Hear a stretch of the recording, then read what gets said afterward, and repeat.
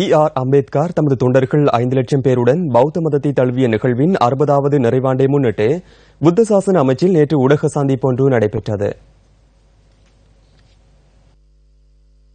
இந்த ஊடக சந்திப்பில் புனித சின்னங்களை காட்சிப்படுத்துதல் மற்றும் பௌத்த சமாதான சம்மேளனம் மற்றும் ஸ்ரீ சித்தார்த்த கௌதம திரைப்படம் இந்தியாவில் காட்சிப்படுத்தல் உள்ளிட்ட பல விடயங்கள் தொடர்பில் கருத்து தெரிவிக்கப்பட்டது.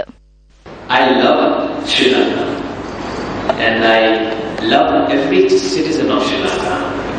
You know why? It gave me the treasure of Dhamma in life.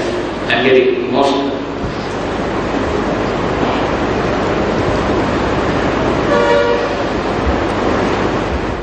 நான் இலங்கை மீது அதிக அன்பு கொண்டுள்ளேன். பௌத்த மதத்தின் உன்னத தன்மையினை அவர்கள் எனக்கு உணர்த்தினார்கள். நான் தற்போது உணர்வுபூர்வமாக அதனை அறிகின்றேன்.